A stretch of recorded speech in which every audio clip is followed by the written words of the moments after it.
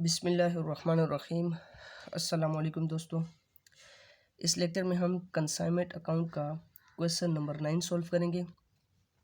Question हमारे पास, Rizwan of Gujranwala send 100 sewing machines to Aslam of Hong Kong at ₹650 and invoice prices 800 per machine. Rizwan of Gujranwala ने Aslam of Hong Kong को 100 machine send की जिनकी cost price है 650 और इनवॉइस प्राइस है 800 पर मशीन। ठीक है। The consignor paid ₹2000 for packing and dispatching charges. Consignor के एक्सपेंसेस हमारे पास 2000। Aslam immediately after receiving the consignment accepts a bill for ₹40,000। Rizwan ने असलम के नाम एक बिल्स ऑफ एक्सचेंज लिखा 40,000 रुपीज़ का, जिसको असलम ने एक्सेप्ट कर दिया। बिल रिसीवेबल की एंट्री आएगी हमारे पास। After some time Aslam reported that 80 machines were sold for ₹875। कुछ टाइम बाद असलम ने रिजवान को इन्फॉर्मेशन दी कि उसने 80 मशीन्स सेल कर दी और हर मशीन की प्राइस थी 875 each and expenses being on freight ₹3000। Freight के एक्सपेंसेस कंसाइनमेंट पे आए 3000। कंसाइनी के एक्सपेंस है लेकिन डायरेक्ट एक्सपेंस कंसिडर किए जाएंगे। ऑन गोडाउन रेंट, यह भी कंसाइनी के एक्सपेंस है लेकिन इनडायरेक्ट हैं। एंड ऑन इंश्योरेंस 500, यह भी कंसाइनी के ही एक्सपेंस है लेकिन इनडायरेक्ट एक्सपेंस कंसिडर किए जाएंगे। कंसाइनी के 3 एक्सपेंसेस हमें दिए गए हैं, freight, godown rent and insurance. तो फ्रेट डायरेक्ट एक्सपेंस है, रेंट और इंश्योरेंस दोनों इनडायरेक्ट एक्सपेंस हैं। Aslam is entitled to a commission of 9% on sales. Aslam ने जितनी भी सेल्स की मींस 80 मशीन सेल की हैं, इनकी जितनी भी अमाउंट है उस पर 9% कमीशन चार्ज करेगा। Due to the insolvency of a customer who purchase 4 machineries fail to pay anything. इन 80 मशीन में से एक कस्टमर ऐसा था जिसने 4 मशीन्स परचेज की थी ऑन क्रेडिट बेसिस, लेकिन कुछ टाइम बाद वो इंसॉल्वेंट हो गया जिसकी वजह से उससे कोई भी अमाउंट रिसीव नहीं हो सकी। Another customer reduced ₹250 due to the defects in the machines purchased। एक कस्टमर ऐसा था जिसने एक मशीनरी परचेज की थी 250 की, क्योंकि उस मशीनरी में कोई डिफेक्ट था। जैसे लाइक फॉर एग्जांपल, अगर हम मार्केट जाएं कोई चीज़ परचेज करने के लिए लेकिन उसकी क्वालिटी में कोई कमी हो या उसमें हल्का सा डिफेक्ट हो तो हम कहते हैं कि इसमें ये डिफेक्ट है इसलिए इसकी प्राइस कम कर दो। तो यहाँ पर भी कुछ ऐसा ही हुआ है कि एक मशीनरी थोड़ी सी डिफेक्टिव थी तो कस्टमर ने कहा कि इसकी प्राइस कम कर दो, तो उस पर वो मशीन बेची गई 250 रुपीज़ की। रिक्वायरमेंट हमारे पास, show consignment account, Aslam account and goods sent on consignment. 3 requirements हमारे पास कंसाइनमेंट अकाउंट की, कंसाइनी अकाउंट की और goods sent on consignment account की। स्टार्ट लेंगे यहाँ पर कंसाइनमेंट अकाउंट से। सबसे पहले यहाँ पर डेबिट साइड पर एंट्री करेंगे गुड्स सेंट ऑन कंसाइनमेंट की। 100 मशीन सेंड की और इनवाइस प्राइस के साथ मल्टीप्लाई कर देंगे। इनवाइस प्राइस हमारे पास 800, तो गुड्स एंड ऑन कंसाइनमेंट की टोटल अमाउंट हमारे पास आई 80,000। क्लियर। इसके बाद कंसाइनर के एक्सपेंसेस कैश अकाउंट से मेंशन किए जाएंगे। कंसाइनर के एक्सपेंसेस हमें बताए गए हैं 2000। इसके बाद कंसाइनी के एक्सपेंसेस, सॉरी यहाँ पे कंसाइनी का नाम भी मेंशन करेंगे, असलम अकाउंट। 3 एक्सपेंसेस हमें यहाँ पर कंसाइनी के दिए गए हैं। एक हमारे पास 3000 प्लस 250 प्लस 500, टोटल कंसाइनी के एक्सपेंसेस हैं 3750। इसके बाद कंसाइनी की कमीशन उसके नाम से मेंशन करेंगे असलम अकाउंट।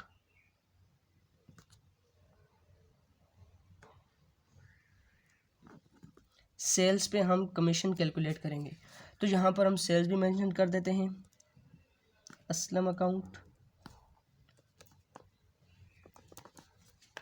सेल्स का हमें बताया गया है टोटल मशीनरी हमारे पास 80 और हर मशीन सेल की गई 875, तो टोटल सेल्स है हमारे पास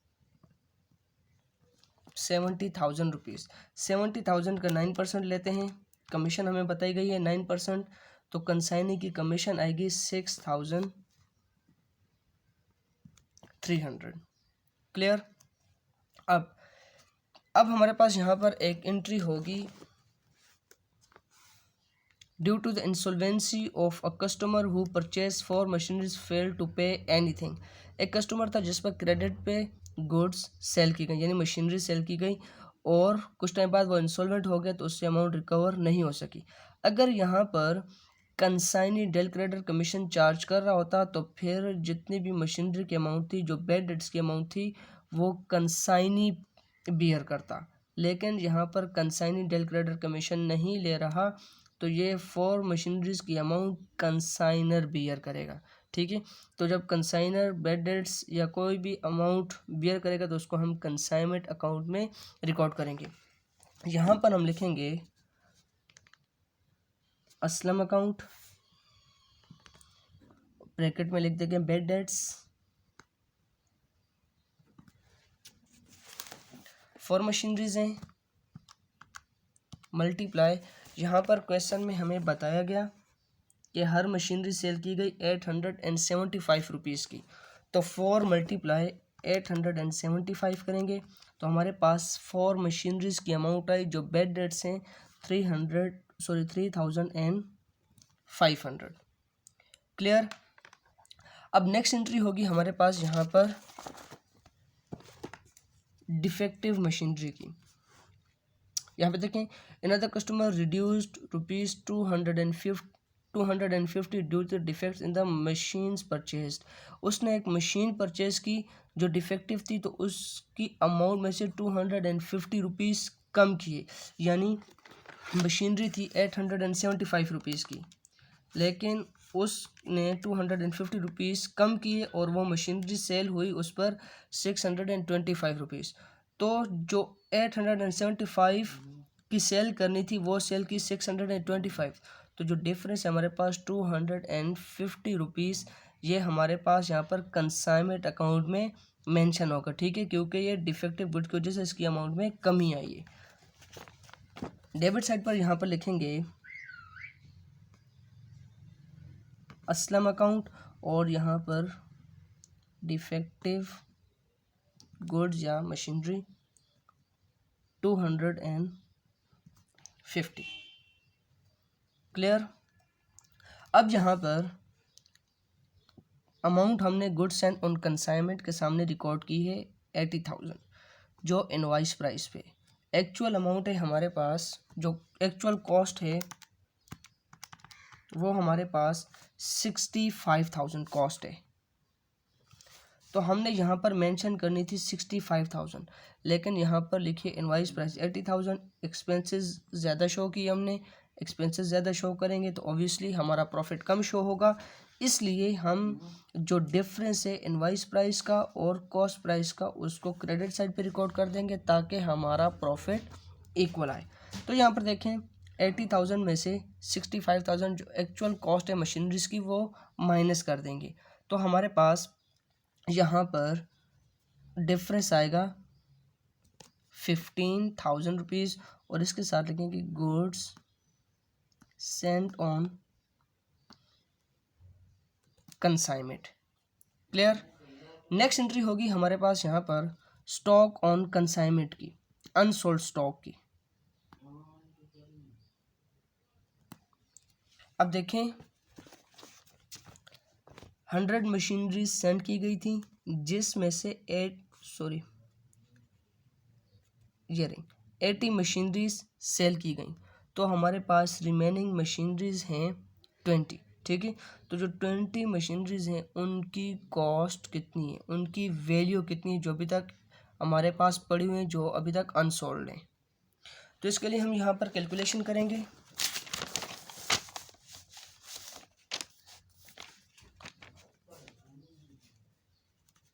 वैल्यूएशन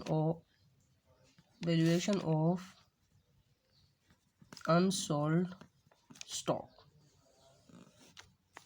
फॉर्मूला है हमारे पास unsold units multiply per unit cost. Unsold units हैं हमारे पास 20, क्योंकि 100 मशीन्स थी जिसमें से 80 सेल हुई, तो हमारे पास अनसोल्ड हैं 20। तो 20 हमारे पास अनसोल्ड है, मल्टीप्लाई पर यूनिट कॉस्ट हमें यहाँ पर क्वेश्चन में बताई गई है 800। ठीक है,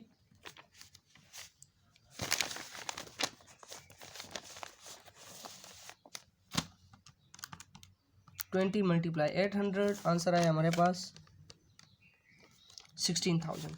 इसके बाद हम इसमें ऐड कर देंगे, add proportionate share of direct expense. इसका फॉर्मूला होता है हमारे पास unsold units divided by total units multiply by direct expenses. Unsold units हमारे पास 20 डिवाइडेड बाय टोटल यूनिट्स हमारे पास 100 मल्टीप्लाई डायरेक्ट एक्सपेंसेस। तो कंसाइनर के जितने भी एक्सपेंसेस होते हैं हमारे पास वो डायरेक्ट एक्सपेंसेस होते हैं। तो कंसाइनर पे ₹2000 डायरेक्ट एक्सपेंस है। और उसके बाद यहाँ पर देखें each and expenses being on freight ₹3000। मैंने आपको बताया था कि कंसाइनी जो फ्रेट के एक्सपेंसेस पे करेगा वो डायरेक्ट एक्सपेंसेस होंगे। तो ये 3000 कंसाइनी के डायरेक्ट एक्सपेंसेस हैं। तो कंसाइनर के 2000 प्लस कंसाइनी के 3000, डायरेक्ट एक्सपेंसेस हमारे पास 5000। क्लियर, सिंप्लीफाई कर देंगे इसको, 20 डिवाइडेड बाई 100 मल्टीप्लाई 5000। हमारे पास यहाँ पर amount I 1000। 16,000 plus 1000, total amount I हमारे पास 17,000, जो वैल्यू ऑफ अनसोल्ड स्टॉक है।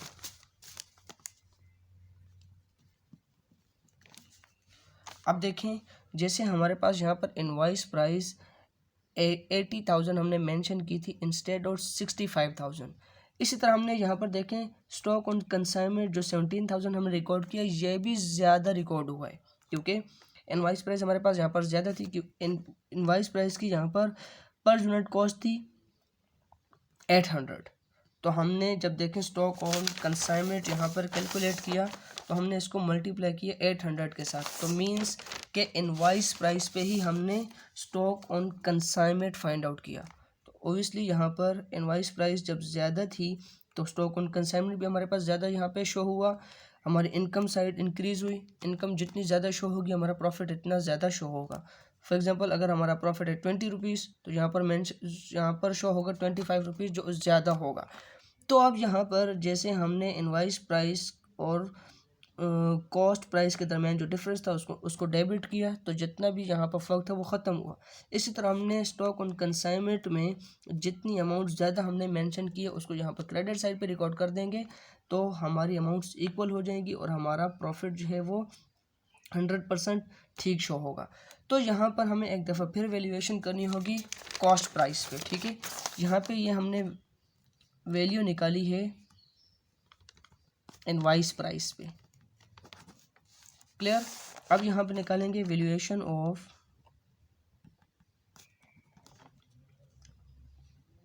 Unsold units at cost. इसका भी हमारे पास यहाँ पर सेम फॉर्मूला लगेगा। अनसोल्ड यूनिट्स हमारे पास 20 मल्टीप्लाई पर यूनिट कॉस्ट। पर यूनिट कॉस्ट हमने यहाँ पर इनवॉइस प्राइस की ली थी 800, लेकिन यहाँ पर हम कॉस्ट पे value of unsold units find out कर रहे हैं। तो यहाँ पर यूनिट कॉस्ट हमने लेनी है कॉस्ट प्राइस की, जो हमारे पास 650। तो मल्टीप्लाई कर देंगे 650 के साथ, 20 मल्टीप्लाई 650 13,000। अब इसमें हम ऐड कर देंगे, add proportionate share of direct expense.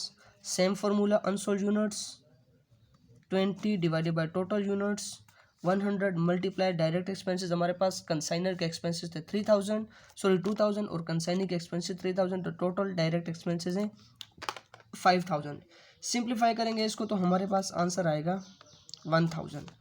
13000 plus 1000 हमारे पास यहाँ पर आंसर आया 14000। ठीक है, अब इनवाइस प्राइस में हमारे पास यहाँ पर देखें अमाउंट आई 17000 और कॉस्ट प्राइस हमारे पास 14000, तो डिफरेंस हमारे पास यहाँ पर 3000 का। ठीक है, 17000 माइनस 14000, तो डिफरेंस हमारे पास यहाँ पर 3000 रुपीज़ का। तो इस 3000 को हमने यहाँ पर डेबिट साइड पे रिकॉर्ड कर देना है स्टॉक रिजर्व के नाम से। Stock reserve 3000 rupees.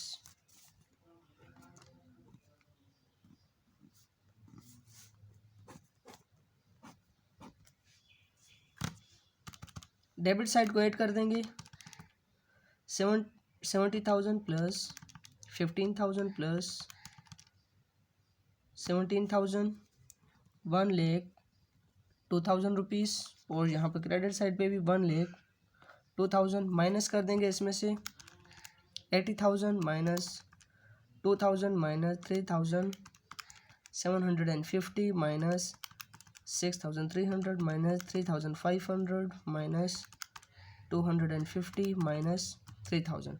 हमारे पास यहाँ पर प्रॉफिट आया 3,200। Profit transfer to profit and loss account. Clear, consignment account हमारे पास यहाँ पर कंप्लीट हो गया। अब नेक्स्ट रिक्वायरमेंट हमारे पास यहाँ पर कंसाइनी अकाउंट की, असलम अकाउंट की। इसमें सबसे पहले हमारे पास यहाँ पर डेबिट साइड पे एंट्री, सॉरी क्रेडिट साइड पे एंट्री आएगी bills receivable account 40,000 rupees.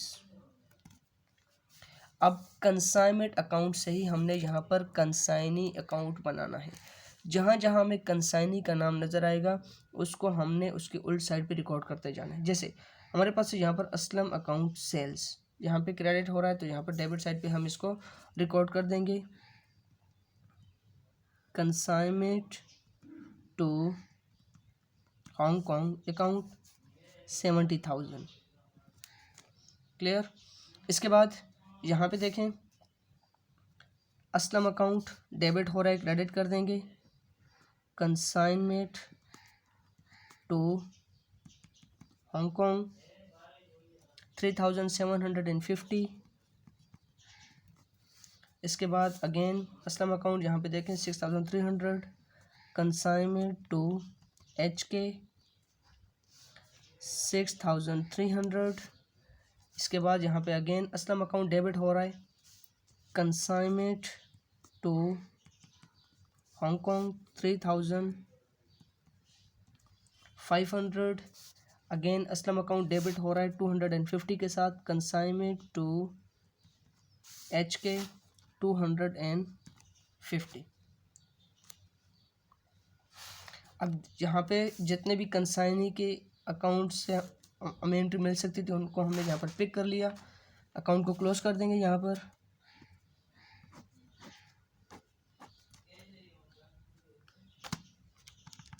$70,000 minus 40,000 minus 3,750 minus 6,300 minus 3,500 minus 250। हमारे पास यहाँ पर आंसर आया 16,200 जो हमारे पास है यहाँ पर बैलेंस कैरेट डाउन।